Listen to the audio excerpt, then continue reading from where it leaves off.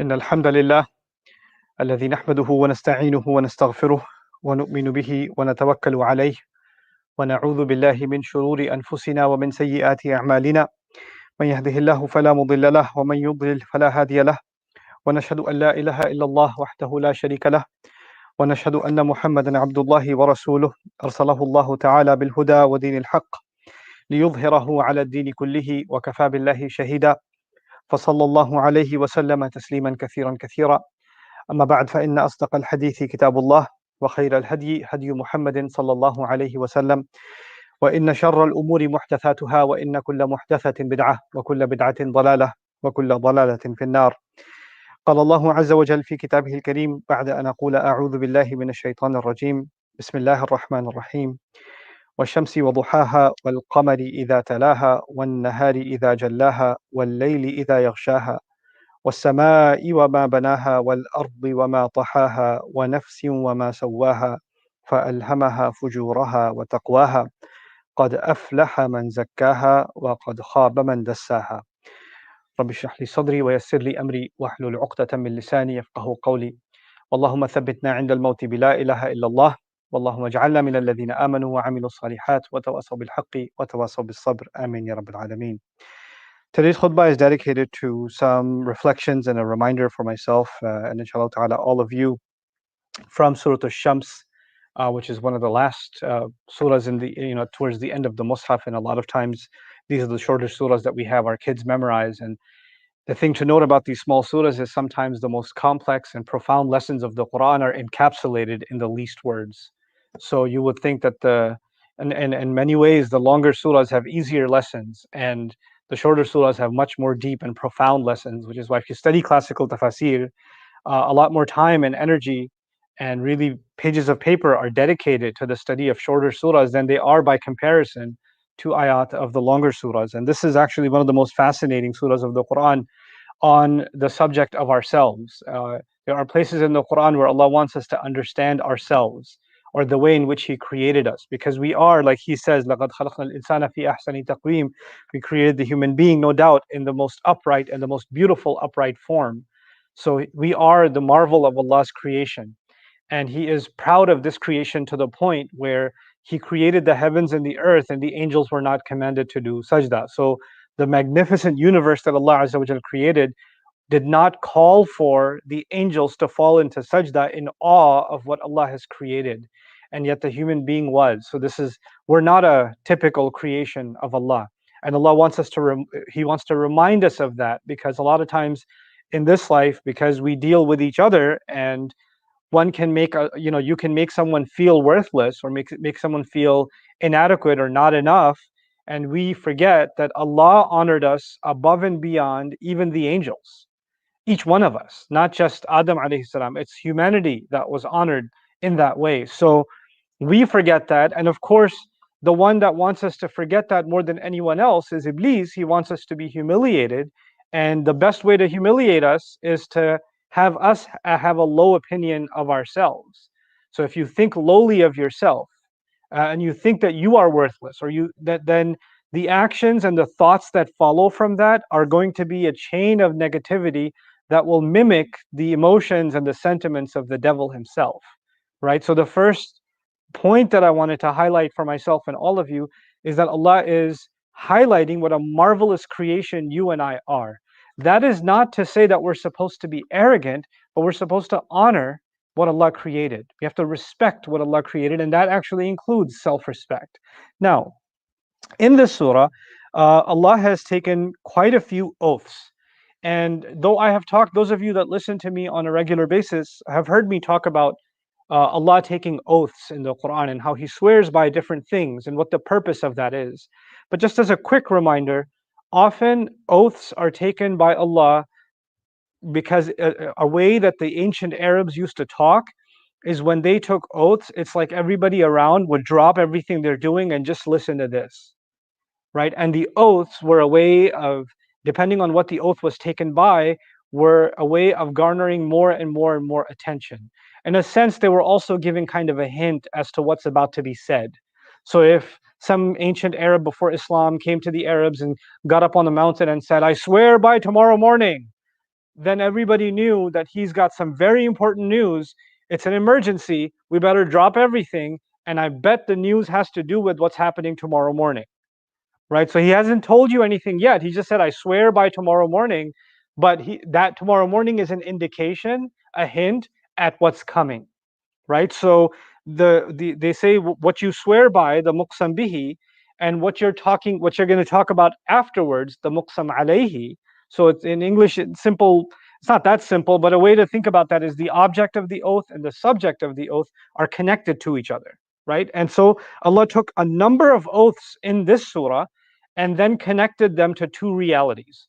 So there's it's quite a bit to think and talk about, and I know it's a lot to pack inside of a single khutbah, but I'm going to try to at least present a glimpse of what's being talked about here. Many years ago, I did a deeper study of this surah, and I'd like to invite you to listen to some of those lectures and do your own reading on this surah also.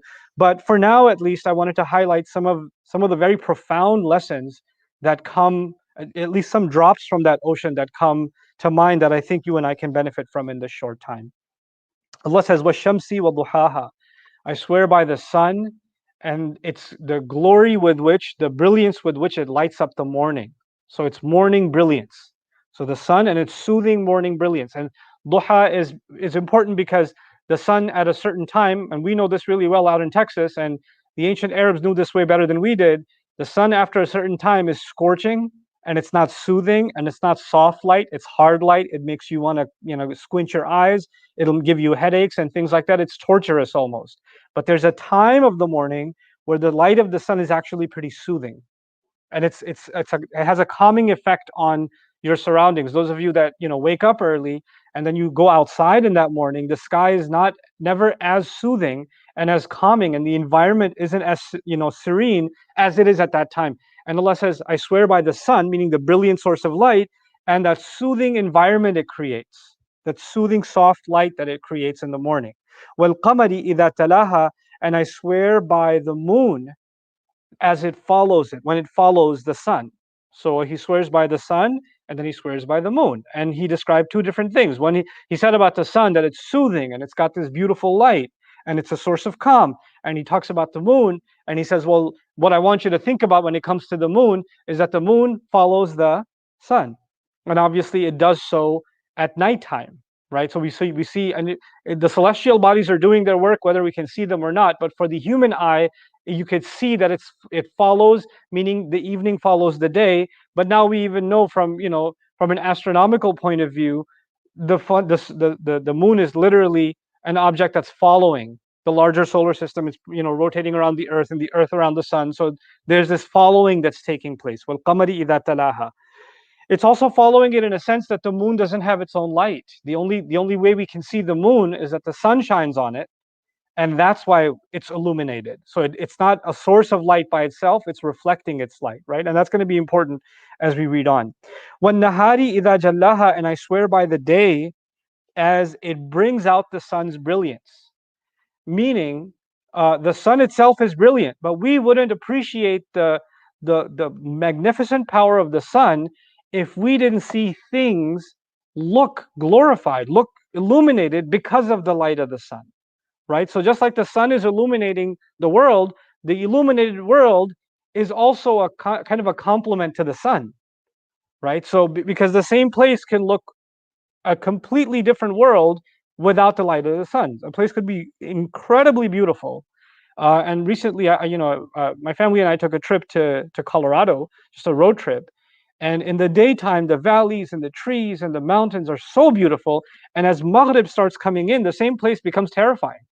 The same roads that were breathtaking view, the beauty of them is gone. The soothing, you just want to stop and look. Now you're scared to stop. Same place. And if you were going by the same exact place during the daytime, you'd say, hey, can we stop here and take this view in for a moment, right? But at nighttime, can we just keep driving? Can we just keep moving? Because it's terrifying. And the only difference is that place is beautified by the sun, and that makes you appreciate the sun even more. وَالنَّهَارِ إِذَا جَلَّهَا وَاللَّيْلِ إِذَا يَغْشَاهَا, and I swear by the night as it covers it up, meaning it covers up the glory of the sun. So now we've got 4 ayat about the sun and the moon and the day and the night And now he says, وَالسَّمَاءِ وَمَا بَنَاهَا وَالْأَرْضِ وَمَا طَحَاهَا. And I swear by the sky and what an incredible creation he made. And how beautiful, how remarkably it was made. And the earth and how remarkably it was laid out. وَالْأَرْضِ وَمَا طَحَاهَا. So far, we're not talking about ourselves. I started this khutbah saying that we're going to learn something about ourselves, and this is a surah which talks about deep within ourselves. And so far, we're learning about the sun, and the moon, and the night, and the day, and the sky, and the earth. And in the middle of taking all of these oaths that draw our attention, the next set of oaths is وَنَفْسٍ وَمَا سَوَّاهَا. And I swear by the inner self, the person, the inside person that each one of us has. And I swear by how remarkably it was made balanced. Remarkably how he balanced it out. Balance means there are opposing weights or opposing forces that need to get balanced. Now, if you take a step back, the sun and the moon create a kind of balance in the sky. The day and night are a kind of balance.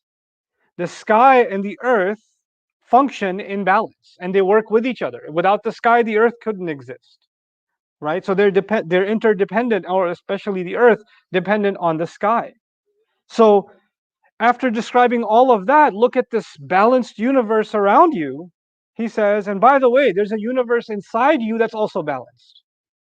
There's this world I created outside that's balanced, and there's a world inside that's balanced. And there are other parallels also, because we are going from celestial bodies and an observation about the outside world and the sky and the horizon and the earth, and all of a sudden we're talking about something going deep inside ourselves. It's as if Allah is describing that there is a world inside of us, and it functions. Some of its mechanics, some of its mechanisms are a lot like what you see outside in what Allah made. So there is a brilliant light inside ourselves too. And that light can give us soothing calm like the morning does. And there are times when we find ourselves not in soothing times, we find ourselves in darkness. But even when we do, that light, which isn't soothing anymore, can still shine on the moon, meaning some remnant of the light is still there no matter how dark a situation you find yourselves in. You're never without light, even if it's like thin as a hair, like the moon. حتى عاد كالعرجون القديم. There's still light, and that light, the source of that light is still the sun, right? So Allah Azza wa Jal put inside the human being a ruh, right? And it's a source of light and guidance for the human being, whether they're Muslim or not. Actually, it's something that He put inside the human being so they can seek truth. And when He gave us that light inside of ourselves, when you nurture that light, it creates a soothing environment inside you and around you.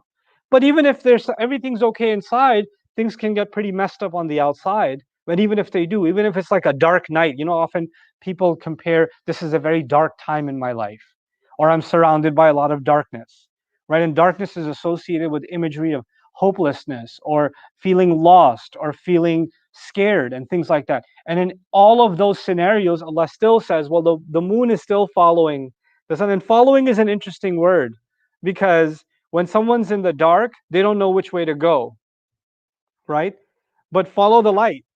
Like the moon is following the light of the sun. It's still following. So follow the right path, even if you're surrounded in darkness, is kind of a subtle suggestion there.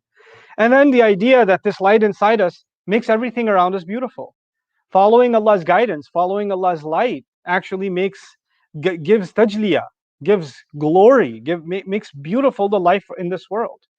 But then there are times, there are elements of the night that can make you, because the moon can be hidden by clouds, right? It can be hidden by clouds, and the night can cover up the sun, and you might not feel like there's any light, even though it's there, even though that it exists. So human beings are struggling between light and darkness.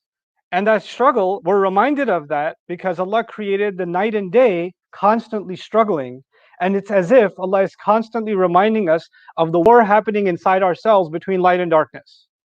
And then He says that this nafs that He made with these, He put inside us a desire, a love to do the right thing, to do good. We want to be good. We want to do good. We want to help someone else. We want to make someone feel happy. We want to do the right thing. We want to be fair. all of those good drives are inside of us. We feel sorry for someone who's hurting. We want to be able to help their situation. These are all things that Allah put inside us. You didn't have to be taught those things. It's like the light of the sun. It's already there. It's already shining inside. But then there's this other selfish side. There's this side that has very intense negative feelings. It has things like anger and sadness and jealousy. It has things like regret and hopelessness. There's all kinds of negative feelings. And they're the opposite of light. And these two things, Allah did not create us that we can get rid of one or the other. Like, why can't we always have light? Why can't we always just, be in a good place? You can't, because Allah didn't create just day. He created day and He created night. So He says, فَأَلْهَمَهَا وَنَفْسِ وَمَا سَوَى. It's incredibly balanced. Then He says, فَأَلْهَمَهَا فُجُورَهَا وَتَقْوَاهَا. And before telling us what this oath is about, He says, and speaking of this nafs, this inside self that you and I were given, this person inside that actually only you know, and Allah knows, nobody else knows that person truly. That's the conversations you and I have with ourselves are only known to ourselves. The thoughts that we entertain in our mind truly are only and only ours. And it's actually so guarded sometimes that we're terrified that somebody might know what we're really thinking, what's going on in our head. It's a very private, secure place inside, deep inside of ourselves. What does He say about that place? He says, فَأَلْهَمَهَا فُجُورَهَا وَتَقْوَاهَا. So He inspired it, meaning this deep nafs inside, He inspired it with its ability to explode, with fujur, وَتَقْوَاهَا, and an ability and a desire to protect itself and to be safeguarded. So, and by the way, explosion is the opposite of being safe. Those are two opposing forces. And what does fujur mean? Fujur actually is, you don't have to know a lot of Arabic to know that, but even if you know anything about the prayers, the morning prayer is called what? It's called fajr, from fujur. Why? Because the light explodes out of the sky. It tears through. So, in fajr or infijar is used, إِذَا السَّمَاءُ انْفَجَرَتْ, when the sky is going to explode open. Judgment Day. A fajr, they commonly translate fajr as a sinner, but fajr actually means someone who's impulsive, whose feelings make them explode into action, whose feelings make them explode and say whatever words came in their mouth. They have no reservation. They don't hold back. Like you see an open, empty highway, and you've got a car that can go fast, and your foot just kind of floors it on the accelerator. But then, long in the distance, you see red and blue lights flashing, right? And you haven't hit, and all of a sudden taqwa kicks in. فَأَلْهَمَهَا فُجُورَهَا وَتَقْوَاهَا. He inspired the human being to want to be rebellious, to want to do crazy things, to have all kinds of impulses, but also inspired the human being with the ability to control themselves. And this is actually what separates us from animals, isn't it? Because an animal can see a prey, and if it's hungry, that's it. It's attacking. It's going to rip through that prey. But a human being can desire something and then put other brakes in place. A disbeliever can put brakes on, like, oh, well, is that against the law? Is anybody watching? Is there a security camera? And they'll want to do it, but they won't. But for a Muslim, even if there's no security cameras, there's still security cameras, right? There's still angels recording, kiram and katimin. There's still Allah watching, and that puts us to a stop. But that's still taqwa in the end of the day. There's a spiritual taqwa, but there's also other kinds of taqwa that other human beings exhibit. It's not taqwa of Allah, but it could be taqwa of the law, or taqwa of a security camera, or taqwa of other social or emotional consequences. It's still taqwa of that kind, right? But that's what Allah put inside of us. Now, so at the end of all of that, it's like the climax of all the amazing things Allah created: the sky, the earth, the night, the day, the sky, the sun, the moon. All of that is the climax of it all is the ultimate example of balance to human being. And I don't want you to think about the philosophical entity human being. I want you to think about yourself, and I think about myself. Allah is claiming that you and I were created with an incredible ability to be balanced. He's made that claim. And He's compared our capacity to be balanced with the balance that He created the sky and the earth with.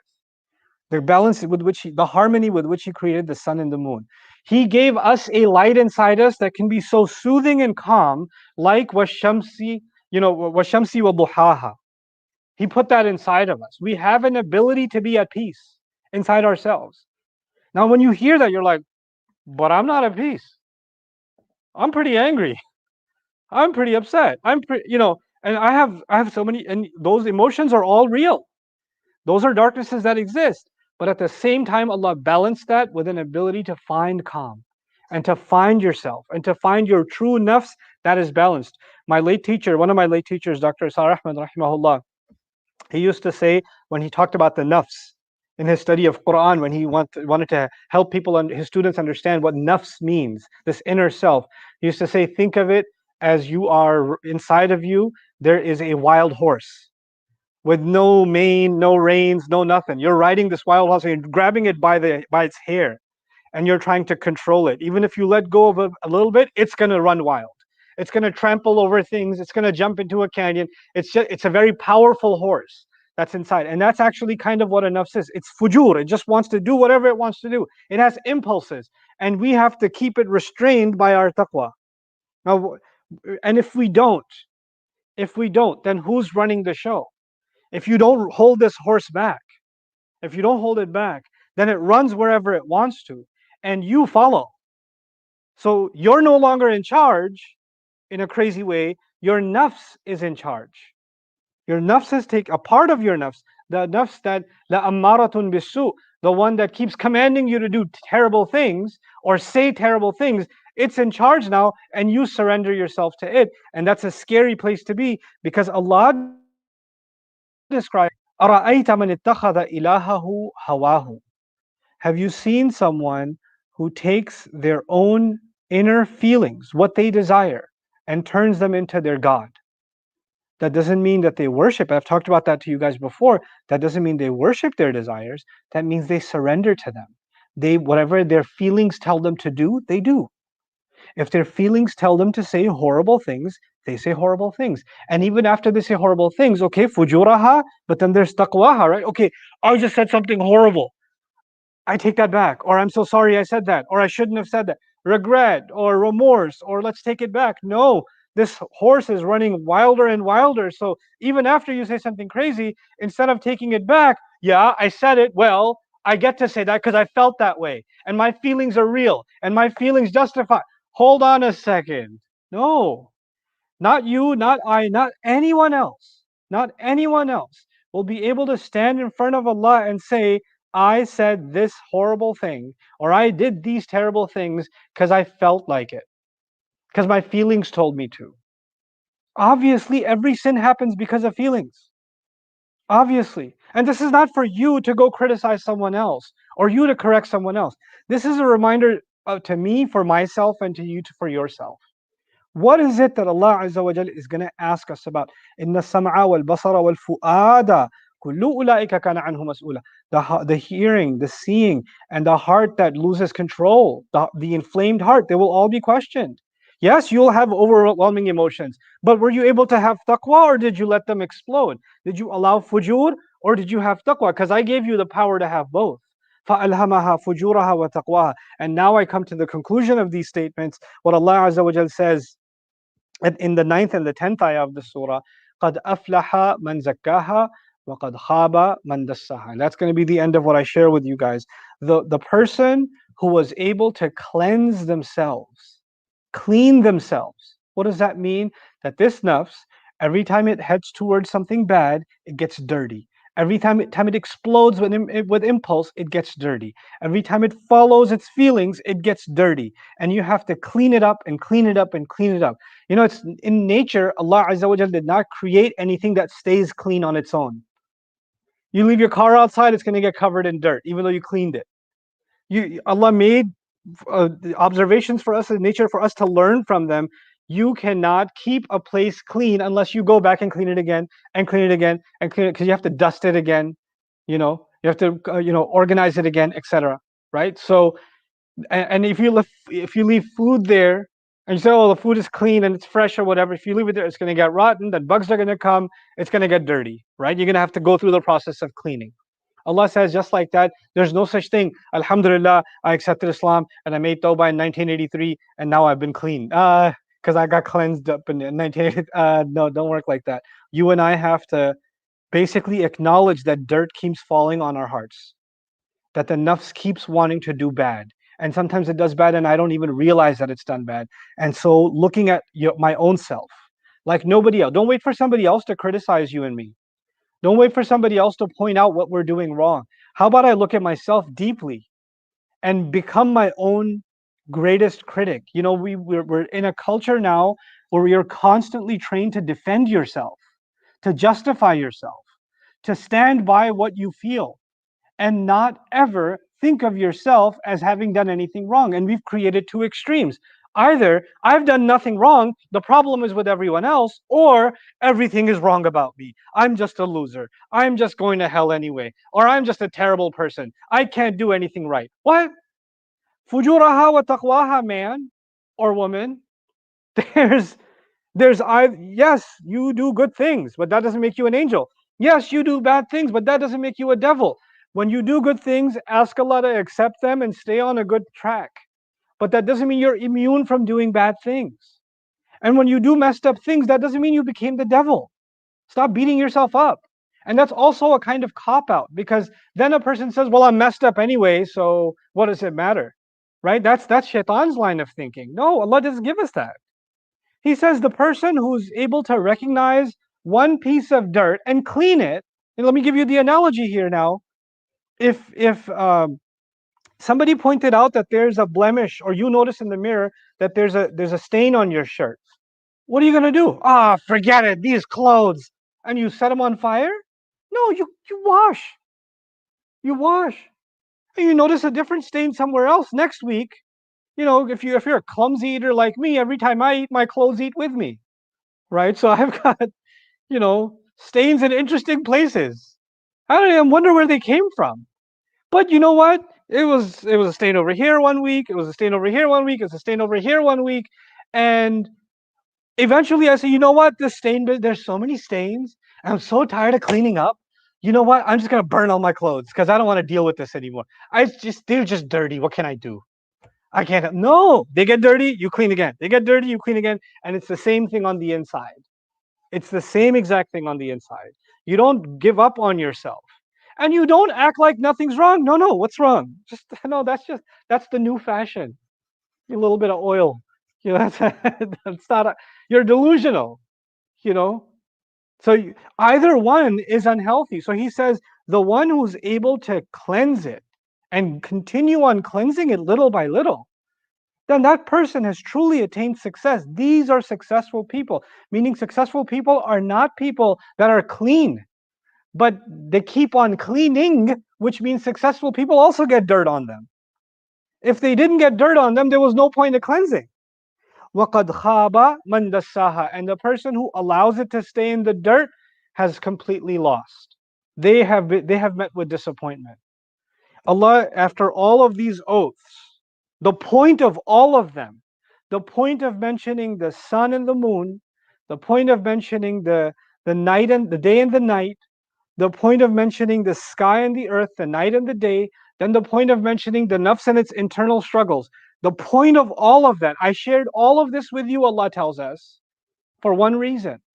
Because you need to know that there will be dark times, there will be times where you're covered in darkness, and you'll have to cleanse that darkness off. The next day begins. And then darkness will come back, and you'll have to cleanse it off, and the next day begins. And this is a process you must engage in, and every time you forget this khutbah, this sermon from Allah Himself, this Surah Al-Shams, in case you forget, just look out your window. The sun should remind you. The night should remind you that after every night there's morning. The morning is cleansing the darkness of the sun. I need to cleanse myself. Isn't it incredible that we recite the word of Allah more loudly every time it's dark outside? The Dhuhr prayer, the Asr prayer are silent. Maghrib, Fajr, Isha, these are all when there's more darkness, we're more in need of light. And the sunnah of the Prophet ﷺ to recite those prayers loudly. Obviously, the congregational Jum'ah is exception because it's a congregation, it's loud. But And it's a reminder. The whole purpose of it is a larger gathering reminder. But it's all these teachings in our religion are there to protect our inner self, to recognize what's going on inside of ourselves. And I pray we don't become like the kind of people who are run by who we don't control our feelings control us. I pray that we don't become like those people, because those people truly have failed. May Allah Azza wa Jal make us strong and give us self control and restraint and real balance inside of our lives, and help us carry good lives as believers and forgive our shortcomings. Barakallahu li wa lakum fil Qur'an al-Hakim wa nafa'ani wa iyyakum bil ayat wa dhikr al-Hakim. الحمد لله وكفى والصلاة والسلام على عباده الذين اصطفى خصوصا على أفضلهم وخاتم النبيين محمد الأمين وعلى آله وصحبه أجمعين. قال الله عز وجل في كتابه الكريم بعد أن أقول أعوذ بالله من الشيطان الرجيم: إن الله وملائكته يصلون على النبي يا أيها الذين آمنوا صلوا عليه وسلموا تسليما. اللهم صل على محمد وعلى آل محمد كما صليت على إبراهيم وعلى آل إبراهيم في العالمين إنك حميد مجيد. اللهم بارك على محمد وعلى آل محمد كما باركت على إبراهيم وعلى آل إبراهيم في العالمين إنك حميد مجيد. عباد الله رحمكم الله، اتقوا الله. إن الله يأمر بالعدل والإحسان وإيتاء ذي القربى وينهى عن الفحشاء والمنكر ولذكر الله أكبر والله يعلم ما تصنعون. أقم الصلاة إن الصلاة كانت على المؤمنين كتابا موقوتا.